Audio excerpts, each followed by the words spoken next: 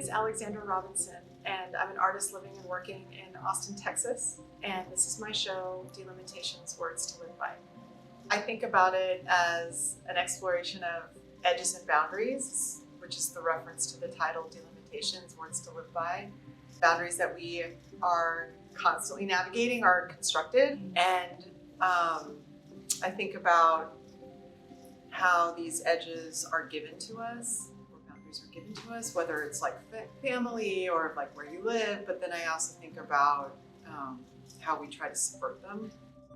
And so I feel like this work plays in those spaces of pushing and receiving constantly.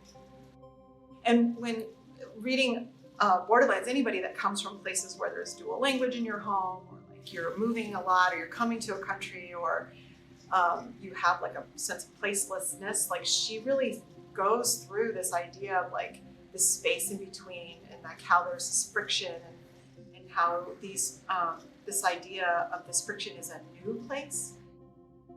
The correlation is the way that I grew up in the US military. So thinking about the cultures from which I come from with my family, but then also how it gets embedded or sort of viewed and like seen or experienced through the lens of a kid, a military brat essentially, growing up around the world. And so you really have to sort of receive things from where you're going or where you've been and filter them while also carrying forth like your past.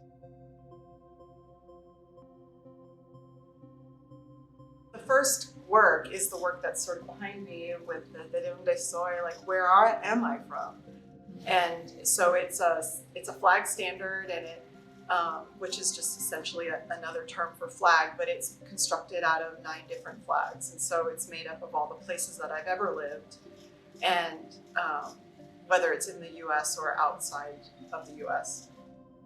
So the flag forms take on the iconography of that state flag or that country flag, but if you are, they're also constructed out of cyanotype. So the cyanotype is, processed in the sunlight. And in order to construct the seals of each flag or whatever the detail of the flag might be, I used gravel and rock and sand from that space.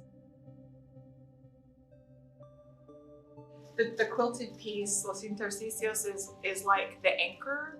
So it's really a topographical, like a Google Earth image of my grandmother's house. And so it's made from remnants of cyanotype that were used to make De Donde Soy, but it was stitched together in the spaces where things didn't connect with American flags. So that's what the stripes are.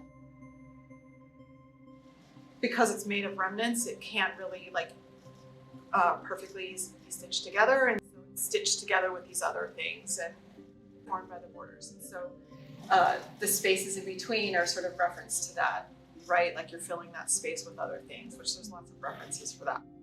I do like the act of piecing something together because I feel like I'm very much about that. Like that's the way that I kind of grew up. The choices that were made and how I exist were about piecing things together to make something new.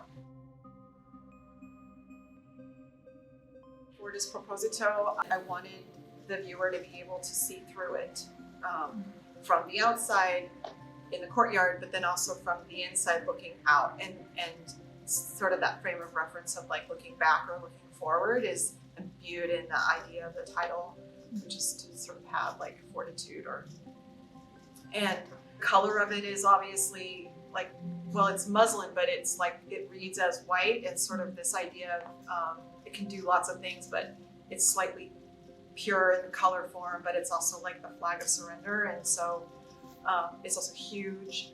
And so it takes over. And so I think it sort of sits in that in-between space of doing both of those things, which I think is the complication of the history that we carry forth in our country. Multiplicity is like, I am many things and I can carry them at once, and I don't have to feel guilt or the need to like overly project one over the other. And in the work, I think like the most literal version of it is, I think, this authentication flags where they're representations of my father, my mother, and myself. And so like the color distribution is based on like an Ancestry.com like DNA swab. So they give you like a color map so you can kind of see. Ultimately, what it means to me to carry that multiplicity is like I have to carry forth the knowledge and history of like a Jewish tradition and people that have been massacred over time, even though that's not my experience. And I also have to do that for the Mexican American side. I just decided that it was going to be okay to make, and I also know like through teaching that in the personal is the universal, or living in the unknown is kind of where the good stuff is. So I just tried to allow myself to sit in that. They're ponchos, and the people that will wear them will use flag semaphore, so they use their body to sort of create a letter, essentially, and then and they'll spell out the word Americana.